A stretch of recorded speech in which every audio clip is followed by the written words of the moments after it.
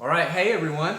I'm getting this video out to all of our community groups so that we can get on the same page in one particular area of our life together, and that is the area of prayer. And so to cast a bigger vision for this, for a good while now, we've been talking a lot about getting prayer at the center of our life as a church together. What does it mean to do all of life through prayer? What does it mean to do our marriages and our families and our jobs and our hobbies through prayer? What does it mean to even get our ministries, all of our ministries to do life through prayer? We did a Praying Life conference several months ago. We've done prayer cohorts because we believe God has called us to be a people who pray. And prayer is simply bringing Him into the center of all we do so that we're not dependent upon our resources and our gifts and talents, but we are doing life out of a deep dependence upon Him. We want to acknowledge the Lord in all of our ways, trust Him that He might direct our paths. We want to abide in Jesus, for apart from Him we can do nothing. So it's just crucial that we learn to do all of life through prayer. Big heartbeat of where we are as a church. Now, let's think about community groups. How does that show up in our life together? And so I want to talk about a few things here. What we're going to do, we're going to do prayer cards in community groups. And if that's unfamiliar to you, all a prayer card is an index card with some prayer requests written on it. That's really all it is. So at your first or second meeting, your leader's going to pass out index cards. You're going to break up by yourself or with your spouse, and you're going to fill out some requests on a prayer card. And I want to mention three things really quick about prayer cards. Why are we doing those? Really two things. First of all, we recognize that we're very forgetful people.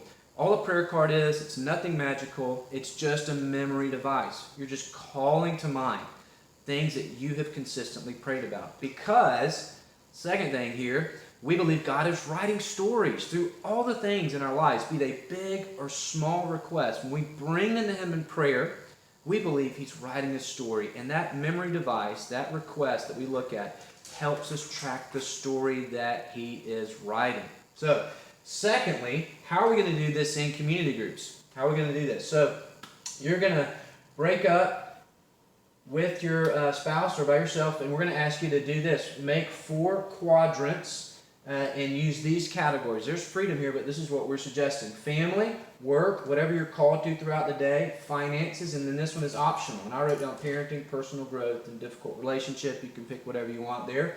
But within that, we're going to write 1 big request and 1 small request. Big one would be Lord's Prayer, your kingdom come, your will be done on earth as it is in heaven.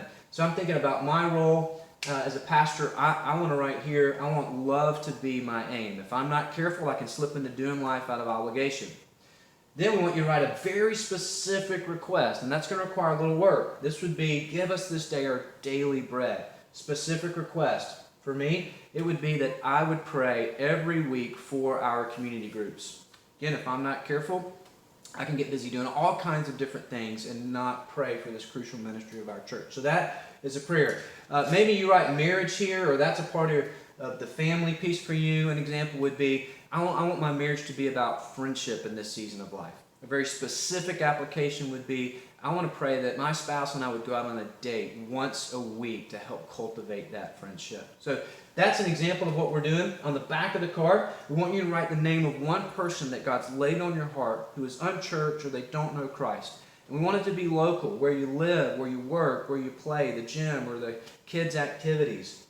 We believe God has called us to pray for 100 people to come to know Him by 2024. And that's not going to happen if, as a people, we are not faithfully praying for those that are on our heart. So write the name of a person there. All right, thirdly, how are we going to use prayer cards in community group? This is what we're suggesting, that you break up into groups of 2, 3, or 4, into these smaller groups. If you have a smaller group, you don't have to break up, but we believe it'll foster some good sharing.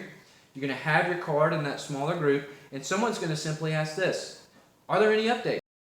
Things to update on the prayer card and the specific things that you've been praying about. And I wrote here, we want there to be freedom and we want there to be focus. If there's something big on your heart that week, then obviously, please pray about that. We've got to have some freedom here to pray about things that are heavy on our heart throughout our lives. At the same time, we want to focus on the stories that God's writing in particular requests that we are bringing to Him.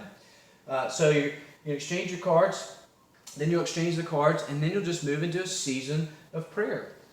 And that's it. And we suggest popcorn-style prayer, 2 to 3 sentence prayers. Pray more than once. You don't have to cover in one prayer everything on someone's card. I wrote here, no pressure to pray. If you're uncomfortable praying out loud, that's totally fine. You can just pray silently and pray quietly. But we want the Holy Spirit to lead. Just know that the Holy Spirit's at work in and through our prayers, and we want Him to lead. So I hope this gets us all on the same page, and I'm excited to see how the Lord continues to draw us into a dependence on Him. Thanks.